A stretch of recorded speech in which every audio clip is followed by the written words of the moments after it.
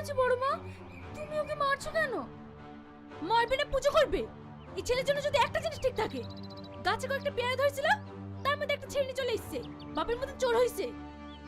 কথাতেই তো আছে, রক্তের কথা বলে। ওকে ভালো করে বলে দিস, এবার যদি আমার কোনো জিনিসে হাত দেয়, ওর হাত আমি ভেঙে দেবো।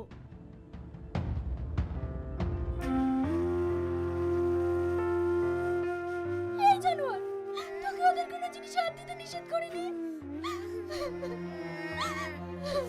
আমি পেরেছি নাকি? অ্যালবেস্টার আমাকে পেরেছিল।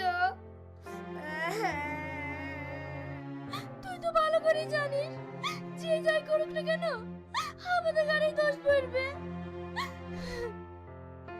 আমার কোনো দোষ ছিল না, আমাকে খালি খালি মারলো। কাঁদিস নি, ঘরে বাসি ভাত ঢাকা আছে, খেলিস। আমি বাজারে গেলাম।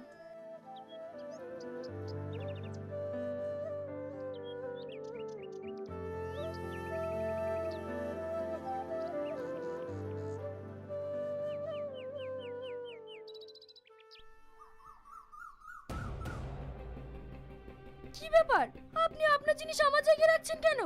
তোর মাল কোথায় রাখবে তুই জানিস। এই কাজটা কিন্তু ভালো হচ্ছে না। দেখ, তুই এই জায়গার লাগি 500 টাকা দিতিস, আর আমি মালিককে 1000 টাকা দিয়ে বসেছি। দাদা, এই কাজটা কি ঠিক করেছেন? আমি ওসব কিছু জানি না। আমাকে যে বেশি টাকা দেবে, আমি তাকে জায়গা দেবো। কেন? ও তো বলছে আগে থেকে 500 টাকা করে দিত, আর ও এখন 1000 টাকা দিচ্ছে বলে জায়গাটা আপনি ওকে দিয়ে দেবেন? হ্যাঁ হ্যাঁ, আমি টাকা ছাড়া কিছুই বুঝি না। ঠিক আছে, এই জায়গার জন্য আমি 1500 টাকা দিচ্ছি, আপনি ওকে সরে যেতে বলেন।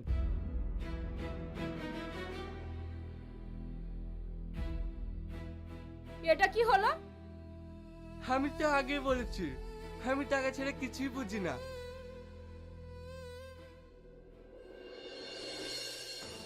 ও, সাথে করে নাগর নিয়ে এসছিস না? কায়দা করে তো ভালোই বড় লোক নাগর ধরেছিস।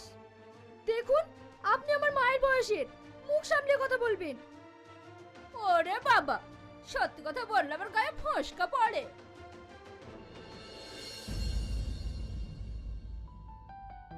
কাঁদছো কেন? কিছু বলছো না? তুমি যাকে বড় বলে সম্মান দিচ্ছ, কই সে তো তোমাকে সম্মান দিচ্ছে না। শোনো, এই যুগে চুপ করে থাকবে মানে সবাই তোমাকে পেড়ে বসবে, তাই মুখ খুলতে শেখো, উচিত জবাব দিতে শেখো। বাবা, ঢং দেখে আর বাঁচি না। আপনাকে টাকা দিতে কে বললো? আর আপনি মামার জন্য কথা শুনবেন কেন? আমি ওদের কথা কিছু মনে করিনি।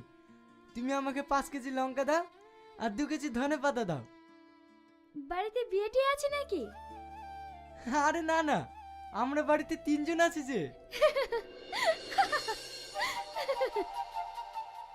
কি হলো, তুমি হাসছো কেন? আপনি কখনো বাজার করেননি? না না, আমি বাইরে পড়াশোনা করতাম। আচ্ছা ঠিক আছে, আপনি কি কি নেবেন বলেন, আমি ঠিক দিয়ে দিচ্ছি।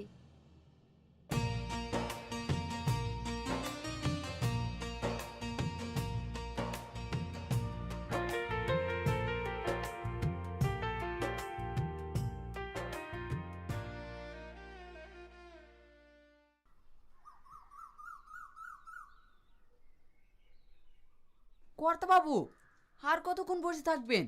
ও কখন আসবে তার ঠিক নাই। আরে বস না, বাড়িতে গিয়ে তো সে বসেই থাকতে হবে। শালা বুড়ো হয়ে গেছে, তাও রস কমেনি। কি ব্যাপার আপনারা? তুই তো খুব